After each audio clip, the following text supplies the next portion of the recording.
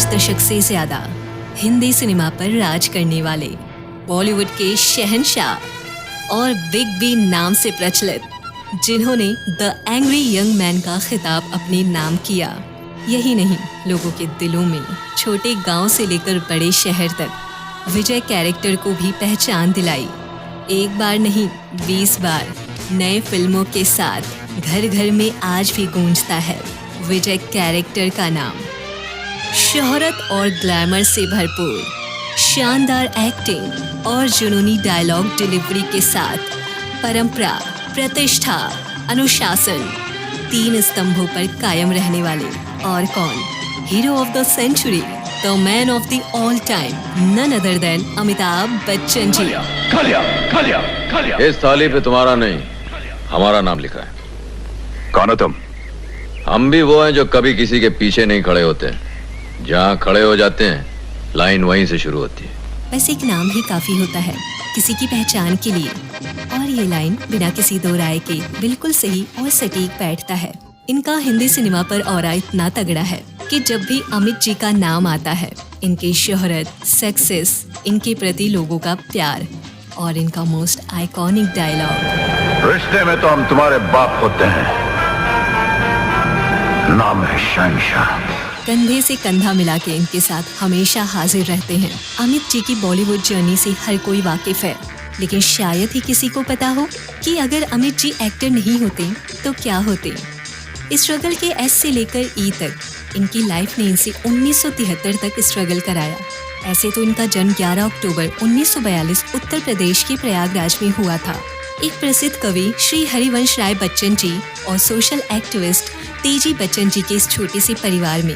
लेकिन क्या आप जानते हैं, अमित जी का नाम अमिताभ बच्चन से पहले इनकलाब था, और इस नाम को रखने के पीछे काफी वाजिब कारण था।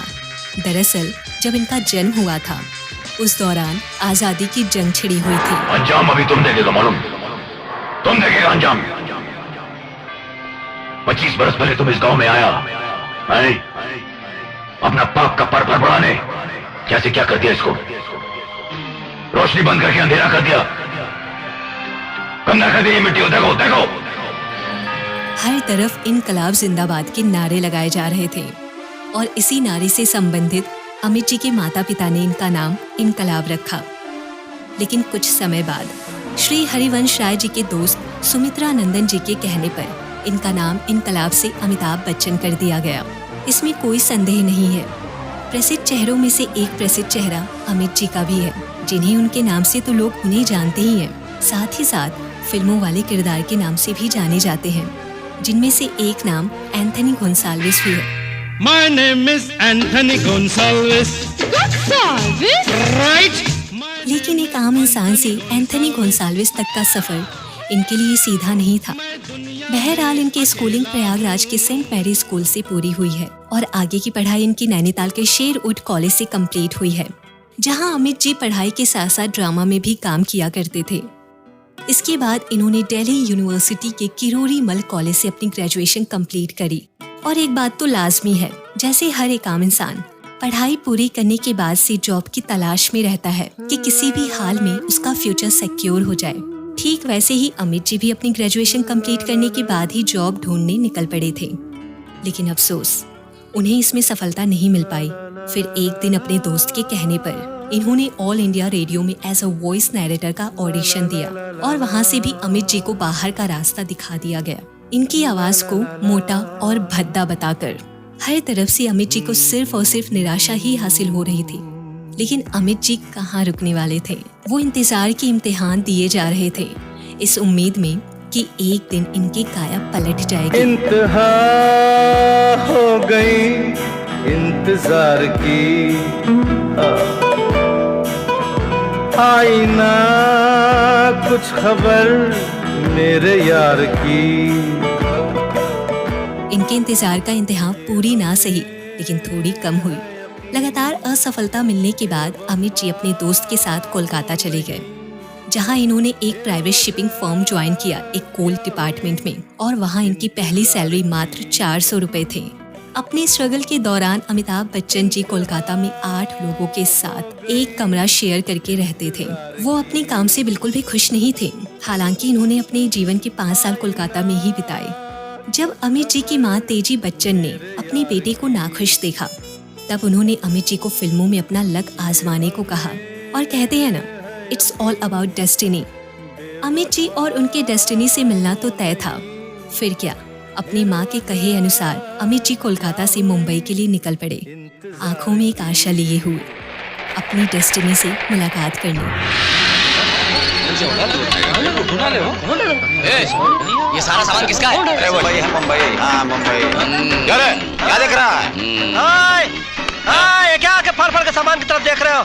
आंखें निकाल के गोटी खेल देंगे। ये सब सामान किसका है? और इंग्लैंड की महारानी आई थी, अपना सामान छोड़कर चली गई। अबे साले, सामान के बगल में हम खड़े हैं। हाँ। हमारे बगल में सामान खड़ा है। हाँ। तो सामान के तेरे बाप का हो गया। सारा सामान तुम दोनों का? अबे क्यों नहीं हो सकता बे? सन 1969 में सपनों का शहर यानी मुंबई, अमित जी को वहाँ उनका पहला काम मिला। मृणाल सेन्स की नेशनल अवार्ड विनिंग फिल्म भुवन शोम में एज अ वॉइस नैरेटर। और इस मूवी में इनकी आवाज लगभग 5 मिनट तक फिल्म के शुरुआत से लेकर एंड तक गूंजती रही। और ये वही आवाज थी जिसे एक बार मोटा और भद्दा बताकर रिजेक्ट किया गया था। और आज देखिए, अमित जी अपनी बैरीटोन वॉइस से जाने जाते हैं। इन्होंने लगभग 25 मूवीज में अपनी आवाज दी है। तुम लोग मुझे ढूंढ रहे हो और मैं तुम्हारा यहाँ इंतजार कर रहा हूँ। वैसे सच है, अगर अमिताभ बच्चन को वॉइस नैरेटर की दुनिया में ढूंढने लगे तो जो इन्होंने फिल्मों में काम किया है और इनकी सफलता की कहानी जो हमारे यूथ को बताने के इंतजार में है, उसके साथ थोड़ी ज्यादती हो जाएगी। आपको बता दें, अमिताभ बच्चन ने 1969 में आई फिल्म 7 हिंदुस्तानी के साथ बॉलीवुड में बतौर एक्टर डेब्यू किया था। जी, वो मैं शायरी करता हूँ। वाह वाह। तो जब पुर्तगाली पुलिस हमें घेर लेगी तो श्रीमान आप क्या करेंगे? उन्हें माकवी गालिब के शेर सुनाएंगे? जी हाँ, लेकिन ये गालिब ही उर्दू के शायर नहीं थे, और भी शायर थे, जैसे राम प्रसाद बिस्मिल, जो ये शेर पढ़ते हुए फांसी के तख्ते पर चढ़ गए थे। सरफरोशी की तमन्ना अब हमारे दिल में है। लेकिन ये मूवी बॉक्स ऑफिस पर कमाई नहीं कर पाई और अमित जी की पहली ही फिल्म फ्लॉप हो गई। और यही नहीं, इनकी लगातार 12 movies back to back flop होती रही, जिसमें से परवाना भी शामिल है। वो दौर अमित जी के लिए ऐसा था जहां एक वक्त को बॉलीवुड की लगभग सारी एक्ट्रेस ने उनके साथ काम करने को मना कर दिया था, क्योंकि उन्हें डर था कहीं अमित जी के साथ इनकी मूवी भी न फ्लॉप हो जाए।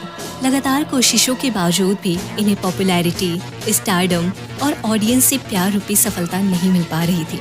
लेकिन अपने मुश्किल समय में भी अमित जी ने हार नहीं मानी, क्योंकि उन्हें पता था कि लहरों से डरकर नौका पार नहीं होती, कोशिश करने वालों की कभी हार नहीं होती। और हारते भी कैसे? आखिरकार इस प्रसिद्ध कविता को लिखने वाले इनके खुद के ही पिता श्री हरिवंश राय बच्चन जी हैं। और वैसे भी hard work pays off. Amit ji की मेहनत और उनकी डेडिकेशन को एक न एक दिन क्रेडिट तो मिलना तय ही था। फिर एक दिन सुपरस्टार राजेश खन्ना जी का साथ मिला हमारे अमित जी को। सन 1971 में आई आनंद फिल्म में इन्होंने उस वक्त के सुपरस्टार राजेश जी के साथ बतौर सपोर्टिंग एक्टर काम किया। आपको मालूम आपकी बीमारी क्या है? आपकी बॉडी, जिस्म, शरीर जो कि आहिस्ता आहिस्ता खत्म हो रहा। आप कहना क्या चाहते हैं? यही कि क्या फर्क है 70 साल और 6 महीने में? मौत एक पल है बाबू मोशाए, आने वाले 6 महीने में जो लाखों पल में जीने वाले उसका क्या होगा? बाबू मोशाए, जिंदगी बड़ी होनी चाहिए, लंबी नहीं। जो स्टारडम, प्यार, रिकॉग्निशन इनकी 12 मूवीज भी नहीं दिला पाई, वो सारी चीजें अमित जी की उनके डॉक्टर भास्कर बैनर्जी अका बाबू मोशाय कैरेक्टर ने दिलाई। अमित जी को फर्स्ट टाइम पॉपुलैरिटी मिली, लोगों ने इन्हें रिकॉग्नाइज करना शुरू किया और तो और इन्हें best supporting actor film fair award भी मिला। तेरे लिए ही 7 रंग के सपने चुने, सपने सुरीले सपने। अभी तक आनंद फिल्म ने अमित जी को सक्सेस के मायने बताए थे, लेकिन सक्सेस होता क्या है, सक्सेस का स्वाद कैसा होता है, उसकी क्रेविंग कैसी होती है, सक्सेस मिलने के बाद उसकी फीलिंग क्या होती है। अभी तो कायनात को इन सारी चीजों से भी तो अमित जी से रूबरू करवाना था और उनकी डेस्टिनी से मुलाकात भी। और वो समय बदलने वाला साल था 1973। अमित जी को लगातार मिल रही असफलता को उस एक फिल्म ने उन्हें एक आम इंसान से बॉलीवुड का बिग सुपरस्टार बना दिया। वो फिल्म थी सलीम जावेद की लिखी हुई जंजीर। दीवाने हैं दीवानों को न घर चाहिए न दर चाहिए, मोहब्बत भरी एक नजर चाहिए। सन 1973 में आई कल्ट क्लासिक फिल्म जंजीर, जिसे डायरेक्ट किया था प्रकाश मेहरा ने। उस फिल्म के मेन लीड रोल थे अमिताभ बच्चन और इस फिल्म में इन्होंने इंस्पेक्टर विजय खन्ना का रोल निभाया था। मैं आ गया तेजा। हेलो। उस दिलों की तरह मैं पीछे से हमला नहीं करता तेजा। मैं तुम्हें ये बताने आया हूँ कि मैं तुम्हें खत्म कर दूंगा। फिर क्या था, इस फिल्म ने इन्हें रातों रात सुपरस्टार बना दिया। पूरे हिंदी सिनेमा पर छा गए हमारे बिग बी यानी अमिताभ बच्चन। और कह सकते हैं इनके करियर का टर्निंग पॉइंट भी फिल्म जंजीर ही बना। उन्हें वो सारे स्टारडम, पॉपुलैरिटी, फेम, नेम और मोस्ट इम्पोर्टेंटली ऑडियंस का प्यार, सब कुछ इस फिल्म ने इन्हें दिला दी, जो ना जाने कब से ही ड्यू थी। और यही नहीं, अमिताभ बच्चन को evergreen the angry young man का टाइटल भी इसी फिल्म से मिला। जब तक बैठने को न कहा जाए शराफत से खड़े रहो। ये पुलिस स्टेशन है, तुम्हारे बाप का घर नहीं। जंजीर फिल्म ने अमिताभ बच्चन को अलग ही पहचान दिलाई थी और इंस्पेक्टर विजय खन्ना का किरदार जो इन्होंने निभाया था वो आज भी घरों घरों में जिंदा है। लेकिन क्या आप जानते हैं, अमिताभ बच्चन ने विजय नाम वाले किरदार सिर्फ एक बार ही नहीं 20 बार अपनी अलग अलग फिल्मों में प्ले की है, जिसमें से विजय दीनानाथ चौहान। ये dialogue one of the most iconic role में से एक है। क्या नाम क्या है तुम्हारा? विजय दीनानाथ चौहान। पूरा नाम? बाप का नाम दीनानाथ चौहान, माँ का नाम सुहासिनी चौहान, गांव मांडवा, उम्र 36 साल 9 महीना 8 दिन। 16 घंटा चालू है। ये अमिताभ बच्चन जी का one of the most iconic role में से एक है। जंजीर के बाद इन्होंने रुकावटों की सारी जंजीरें तोड़ दी और सफलता की सीढ़ी चढ़ते गए और इसी तरह वो पूरी हिंदी सिनेमा पर छा गए। एक के बाद एक इनकी मूवीज आती रही और बॉक्स ऑफिस पर कमाल मचाती गई। फिर एक वक्त ऐसा आया जब big B first highest paid actor बन गए, जिन्हें पहली बार as an actor 1 crore film के लिए दिया गया। सिर्फ यही नहीं, उस दौरान अमिताभ बच्चन और दिलीप कुमार ही एकमात्र ऐसे एक्टर्स थे जिन्होंने बॉक्स ऑफिस पर अपना दबदबा बनाकर रखा।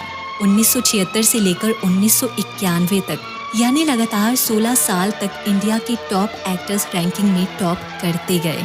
दीवार, शोले, अमर अकबर एंथनी, डॉन, सिलसिला, अग्निपथ, शहंशाह, अंधा कानून, सत्ते पे सत्ता या फिर कूली, ऐसी अमित जी की बहुत सारी मूवीज हैं जिसने बॉक्स ऑफिस पर काफी धमाल मचाया है। एक्सीडेंट हो गया रब्बा रब्बा, एक्सीडेंट हो गया रब्बा रब्बा। अमित जी एक ऐसे एक्टर हैं जिन्होंने अपनी फिल्म में 10 टाइम्स डबल रोल प्ले किए हैं और बाकी एक्टर के कंपैरिजन में इन्होंने सबसे ज्यादा डबल रोल किया है। और साथ ही 1983 फिल्म महान में इन्होंने ट्रिपल रोल भी किया है। अगर हम इनके अवार्ड अचीवमेंट्स के बारे में बताएं, ऐसे तो बहुत हैं, लेकिन कुछ मुख्य इस प्रकार हैं। 1984 में इन्हें पद्मश्री से नवाजा गया है। सन 2001 में इन्हें पद्म भूषण से सम्मानित किया गया है और सन 2015 में इन्हें पद्म विभूषण से भी नवाजा गया है। जहां एक तरफ जंजीर मूवी ने अमित जी की बतौर एक्टर वाली जिंदगी तो बदल ही दी थी, वहीं इसी मूवी ने इनके प्यार के परवान को भी हवा दी। एक समय था जब इनकी back to back movies flop हो रही थी, तब सारी एक्ट्रेस ने इनके साथ काम करने को मना कर दिया था, लेकिन एकमात्र जया भादुड़ी ही ऐसी एक्ट्रेस थी जिन्होंने अमित जी की हीरोइन बनने के लिए हामी भरी थी। अब इसे आप इत्तेफाक कहें या फिर भगवान की तरफ से आया हुआ एक इशारा। लुटे कोई मन का नगर बन के मेरा साथी, कौन है वो अपनों में कभी ऐसा कहीं होता है, ये तो बड़ा धोखा है। लुटे कोई मन का नगर बन के मेरा साथी। जंजीर फिल्म की सुपर डुपर सक्सेस के बाद अमित जी और जया भादुड़ी इस फिल्म की सक्सेस को सेलिब्रेट करने के लिए लंदन जाना चाहते थे। दोनों ने जाने की पूरी प्लानिंग भी कर ली थी और जब ये बात अमित जी ने अपने पिता श्री हरिवंश राय बच्चन जी को बताई तब उन्होंने कहा, पहले जया से शादी कर लो फिर जाओ। इसके बाद अमित जी ने जया को शादी के लिए प्रपोज किया और जया ने तुरंत हाँ कर दी। साथ ही उन्होंने मंजूरी के लिए एक्ट्रेस के माता पिता से संपर्क किया और उन्होंने भी फौरन हाँ कर दी। फिर क्या था, 24 घंटे के अंदर ही 3 जून 1973 को ये दोनों प्रेमी जोड़े शादी के बंधन में बंध गए और उसी दिन वो लंदन के लिए भी रवाना हो गए और इस तरह इन दोनों की लंदन ट्रिप हनीमून ट्रिप में बदल गई। तेरी बिंदिया रे, हाय हाय तेरी बिंदिया रे, सजन बिंदिया ले लेगी तेरी निंदिया रे, आए हाय तेरी बिंदिया रे। लेकिन यहाँ मैं एक और बात बताना चाहूंगी। 1970 के शुरुआत का समय था जब पहली बार जया भादुड़ी और अमित जी की नजर एक दूसरे पर पड़ी थी। जया ने अमिताभ को पहली बार पुणे फिल्म इंस्टीट्यूट में देखा था। उस समय वो स्ट्रगल कर रहे थे। उनकी पहचान अमिताभ बच्चन से नहीं, उनके पिता के बेटे के तौर पर थी। और देखिए, इसमें तो कोई संदेह नहीं है, अमिताभ बच्चन की पर्सनैलिटी कितनी अच्छी है, लंबे चौड़े, और अमित जी की इसी पर्सनैलिटी ने जया का ध्यान खींचा था। ओ खाई के पान बनारस वाला, खुल जाए बंद अकल का ताला, फिर तो ऐसा करे धमाल, सीधी कर दे सबकी चाल। ओ छोरा गंगा किनारे वाला, ओ छोरा गंगा किनारे वाला। इसी दौरान जया की फोटो एक ग्लॉसी मैगजीन पर छपी थी और यही तस्वीर इनके प्यार को महसूस कराने में काम कर गई। जब अमित जी की नजर पहली बार इस तस्वीर पर पड़ी, वो देखते से ही मंत्रमुग्ध हो गए थे। जया की खूबसूरत आंखों ने अमित जी को काफी अट्रैक्ट किया था और वो सारे गुण जया से मेल खाने लगे जो वो अपनी अर्धांगिनी के रूप में देखते थे। अभी तक तो यहाँ इन दोनों ने एक दूसरे को दूर से ही देखा था, अभी तो इनका ऑफिशियल मुलाकात होना बाकी था। एक मीठी कटारी हमरे दिल में उतर गई, हाय हाय कैसी गोरी गोरी वो तीखी तीखी छोरी, वावा अरे कैसी गोरी गोरी वो तीखी तीखी छोरी, करके जोरा जोरी कर गई हमरे दिल की चोरी। मिली छोरी तो हुआ निहाल, छोरा गंगा। डायरेक्टर ऋषिकेश मुखर्जी ने उनकी फिल्म गुड्डी के लिए दोनों यानी अमिताभ बच्चन और जया भादुड़ी को कास्ट किया और गुड्डी के सेट पर ही दोनों की पहली ऑफिशियल मुलाकात हुई। अमित जी काफी एक्साइटेड थे जया के अपोजिट में काम करने के लिए। अरे जिसकी बीवी छोटी उसका भी बड़ा नाम है, गोद में बैठा लो, अरे गोद में बैठा लो, बच्चे का क्या काम है, मेरे अंगने में तुम्हारा क्या काम है। हालांकि अमित जी को बाद में रिप्लेस कर दिया गया था, लेकिन इसके बावजूद अमित जी अक्सर जया भादुड़ी से मिलने गुड्डी के सेट पर जाया करते थे। धीरे धीरे दोनों के मन में फीलिंग्स डेवलप होने लगी और देखते देखते दोनों को एक दूसरे से प्यार भी हो गया। बाकी रही कसर जंजीर मूवी ने पूरी कर दी। जंजीर मूवी ने इस कदर इन दोनों को बांधा कि अभी तक ये एक दूसरे के प्यार के जंजीर से बंधे हुए हैं। ऐसे तो इनके रिश्ते में उतार चढ़ाव काफी आए हैं। अमित जी और रेखा जी के एक्स्ट्रा मैरिटल अफेयर की खबर भी बहुत सुनाई दी है, लेकिन इसके बाद भी इनका प्यार कम नहीं हुआ और इनका प्यार ही तो है जो इन दोनों के रिश्ते को जोड़े रखा है। और आज ये बॉलीवुड के मोस्ट पावरफुल कपल में से एक है। अमिताभ बच्चन ने सिर्फ अपने रिश्ते को नहीं बचाया, साथ ही साथ उन्होंने एक रिश्ता ऑडियंस के साथ भी बांध कर रखा। और देखिए, आज अमिताभ बच्चन का नाम बड़े बड़े अक्षरों में लिखा जाता है। परंपरा, प्रतिष्ठा और अनुशासन, इन 3 स्तंभों का अनुपालन करने वाले big B, Shahenshah, the angry young man, इन्होंने सिर्फ बॉलीवुड को रोल नहीं किया है, लोगों के दिलों में भी अपनी छाप छोड़ी है। इनकी पहचान के लिए सिर्फ अमिताभ बच्चन नाम ही काफी है, क्योंकि इनकी शख्सियत, किरदार, ग्लैमर, स्टारडम, पॉपुलैरिटी, इनका डाउन टू अर्थ होना, सब कुछ इनके नाम और शोहरत को जस्टिफाई करता है। और इनके जनरेशन के लोग क्या, बच्चे बच्चे भी जानते हैं कि हमारे बिग बी हैं कौन। जाते हो जाने जाना, आखिरी सलाम लेते जाना, हमको वहाँ ना बुलाना, आखिरी सलाम लेते जाना, जाते हो जाने जाना। अगर आपको ये एपिसोड पसंद आया तो इसे लाइक करना ना भूलें और अपने दोस्तों के साथ शेयर करना ना भूलें। ऐसे ही और पॉडकास्ट सुनने के लिए सुनते रहें रेडियो बूस्ट पॉडकास्ट।